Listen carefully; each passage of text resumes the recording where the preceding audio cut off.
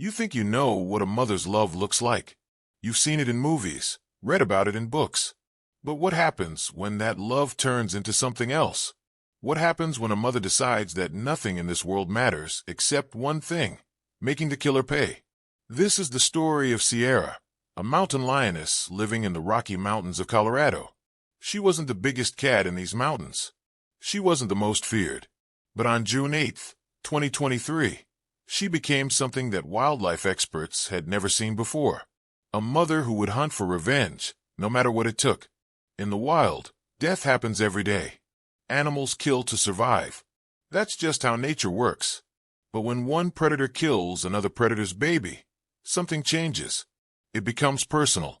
And in the mountains of Colorado, mountain lions and black bears share the same forests, hunt the same deer, and fight over the same territory. They hate each other. Sierra had 3 kittens. She gave birth to them in late March, hidden deep inside a rocky cave, 2 miles from the nearest hiking trail.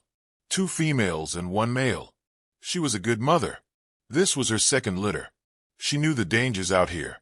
Wolves, other mountain lions, even eagles could snatch a small kitten. But she never expected him. A male black bear.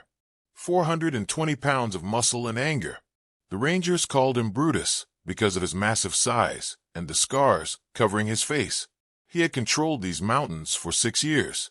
His territory overlapped directly with Sierra's hunting grounds. If you love real wildlife stories that show nature's brutal truth, you need to hear what happens next. This story will shock you. On that June morning, Sierra left her kittens to hunt. It was supposed to be quick, maybe 3 hours at most. The kittens were 12 weeks old now, old enough to stay alone for a while. They were safe in the cave, hidden behind thick bushes. She had done this 100 times. But Brutus had been watching for weeks. He knew Sierra's routine. He knew exactly when those kittens would be alone. Bears are smart, way smarter than most people think. He knew that killing a mountain lion kitten was dangerous. If Sierra caught him, she could hurt him badly with her claws and teeth. But he also knew something else.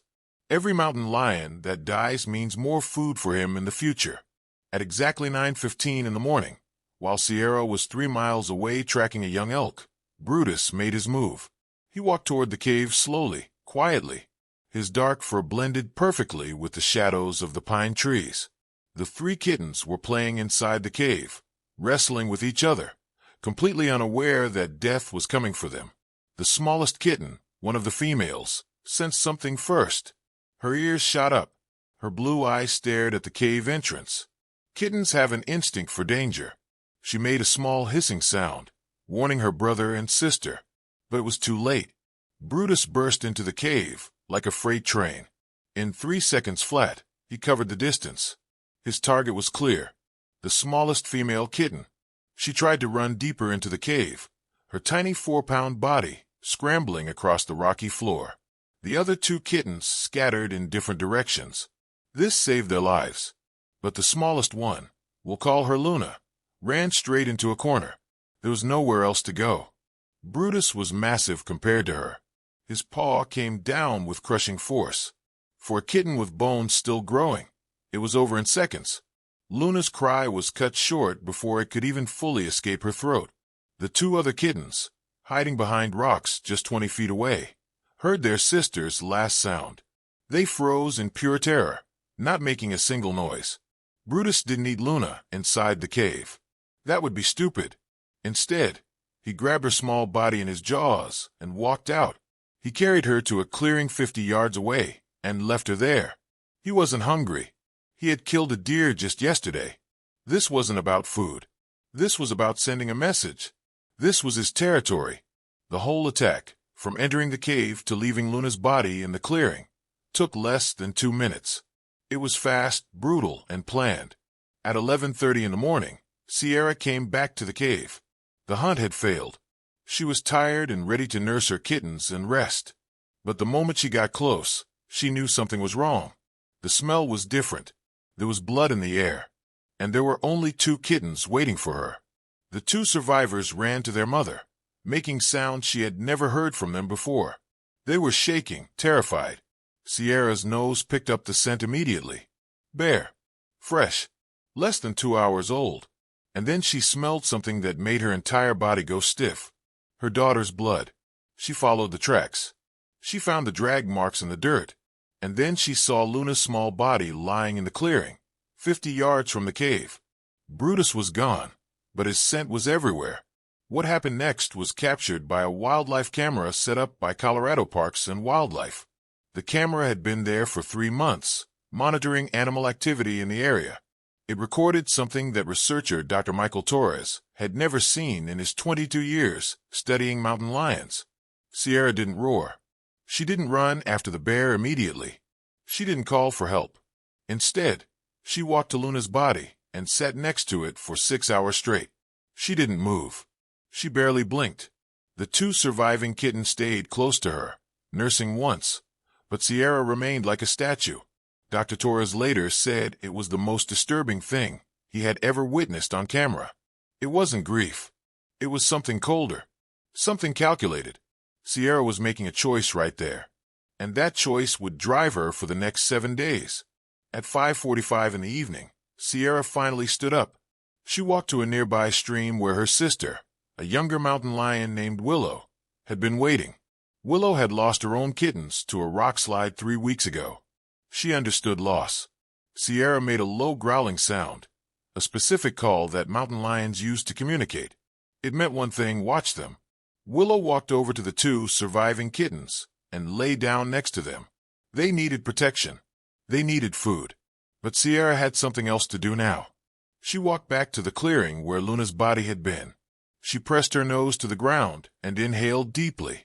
Every animal has a unique smell, like a fingerprint. Sierra locked Brutus's scent into her memory. Now she could track him through rivers, through thick forests, through anything. The hunt had begun. June 9th, 4:20 in the morning. Day 2. Sierra had been tracking Brutus for 18 hours. She hadn't eaten. She hadn't slept. She had covered 9 miles through rough mountain terrain, crossing streams, climbing over fallen trees, moving through areas where grizzly bears and wolves roamed. Male black bears usually control about 15 square miles of territory. They don't stay in one spot. They move constantly, looking for food, marking trees, checking their boundaries. Brutus was following his normal routine. He had no idea he was being hunted. At 7 o'clock in the morning, Sierra found Brutus's first feeding spot after leaving her cave. The remains of a raccoon, torn apart and scattered near a rotting log. He had eaten here for about an hour based on the tracks and blood patterns. The kill was fresh, maybe 5 hours old. She was getting closer. But tracking a bear is nothing like tracking deer or elk. Prey animals leave obvious trails. They want to find their herd. They move in predictable ways. Bears are different. They're smart. They walk through water to hide their scent. They climb rocks where tracks disappear. They backtrack to confuse followers. By noon, Sierra had lost the trail. For 4 hours, she searched desperately, circling through a 3-mile area, nose to the ground, looking for any trace of Brutus's smell. The temperature was 90 degrees. She was exhausted. She hadn't drunk water since dawn. Most animals would quit at this point. Return home. Accept the loss. Move on. But then something happened that showed just how intelligent Sierra really was. She climbed onto a large boulder, 10 feet high, giving her a view of the valley below. Mountain lions don't usually do this when hunting. They stay low, hidden. But Sierra was thinking differently now. From up there, she saw ravens circling 2 miles to the east. Ravens mean death. Death means a kill. And a kill might mean Brutus. She jumped down and started running, her powerful legs carrying her across the rocky ground. She covered those 2 miles in 14 minutes. The ravens were gathered around a dead mule deer, killed by a pack of wolves hours earlier. Not Brutus's work. But Sierra wasn't disappointed. She knew something important. Bears often visit wolf kills, waiting for a chance to steal meat after the wolves leave. She circled the area in a wide loop, searching for any sign. And then she found it. Fresh bear tracks leading away from the kill site, heading north toward the dense pine forest. Brutus had been here less than an hour ago. June 10th, 1:30 in the morning. Day 3. Sierra had been tracking for 56 hours straight. She had eaten once, a small rabbit she caught near a creek. She had drunk water twice. A mountain lion her size, around 100 pounds, needs about 8 pounds of meat daily. She was running on pure determination now. Her body was getting weaker. Her ribs were starting to show. And then, at 2:15 in the morning, under a bright moon, she saw him.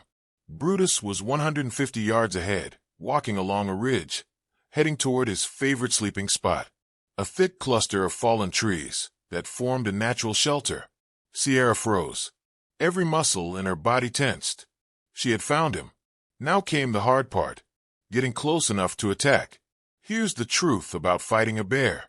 They are incredibly strong.